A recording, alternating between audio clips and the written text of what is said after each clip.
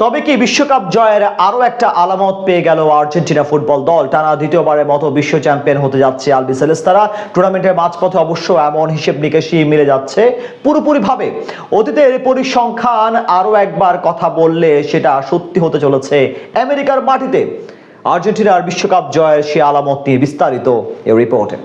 কাতারের মাটিতে দীর্ঘ 36 বছরের অপেক্ষার অবসান ঘটিয়ে বিশ্বকাপের শিরোপা উঁচিয়ে ধরেছিল আর্জেন্টিনা ফুটবল দল। লিওনেল মেসির হাত ধরে অধরা সাফল্যের চূড়া স্পর্শ করেছিল আলবিসেলেস্তারা।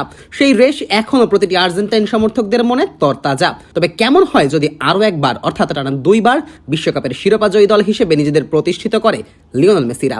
সেই বন্দোবস্ত অবশ্য হতে চলেছে ভালোভাবেই। যেভাবে এগিয়ে চলেছে আকাশী নীল জার্সিধারীরা, সাথে অতীত পরিসংখ্যান মিলে যাচ্ছে। সবকিছু সত্যি হলে আরো একবার বিশ্বকাপের শিরোপা উঁচিয়ে ধরতে পারে আর্জেন্টিনা। তেমনই আলামত পাওয়া গেল আরো একবার।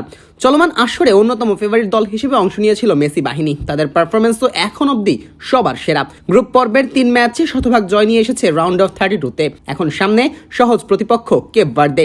তাদের হারাতে পারলে পৌঁছে যাবে শেষ 16-এর লড়াইয়ে। সেখানেও যে খুব বড় কোনো প্রতিপক্ষকে সামলাতে হবে তেমন না।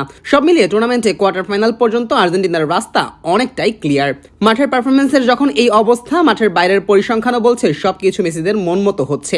তারা যে আরো একবার চ্যাম্পিয়ন হবে সেই আভাসগুলো পাওয়া যাচ্ছে বেশ ভালোভাবে।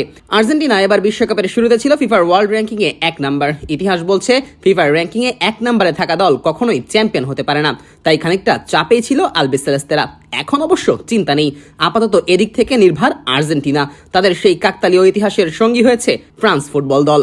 বিশ্বকাপের শেষ 16 নিশ্চিত করার পর আবারও র্যাঙ্কিং এর শীর্ষে উঠে এসেছে দিদিয়ের দেশমের দল। মঙ্গলবার বিশ্বকাপের নকআউট রাউন্ডে সুইডেনকে 3-0 গোলে হারানোর পর মেসির আর্জেন্টিনাকে পেছনে ফেলে ফিফা র্যাঙ্কিং এ 1 নম্বরে অবস্থান পুনরুদ্ধার করেছে কিলিয়ান এমবাপ্পেরা।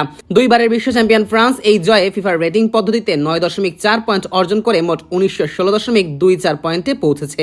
অন্যদিকে আর্জেন্টিনার পয়েন্ট 1907.40, ফলে তারা নেমে গেছে দ্বিতীয় স্থানে। যেহেতু র্যাঙ্কিং এর 1 নাম্বার দল কখনো বিশ্বকাপ জেতেনি, সেই হিসেবে আর্জেন্টিনার শীর্ষস্থান থেকে ছিটকে পড়া তাদের জন্য অভিশাপের বদলে আশীর্বাদই হতে পারে। অন্যদিকে ফ্রান্স বিশ্বকাপ চলা অবস্থায় শীর্ষে ওঠার পর নিশ্চয়ই ওই পরিসংখ্যান নিয়ে কিছুটা দুশ্চিন্তায় পড়ে যাবে।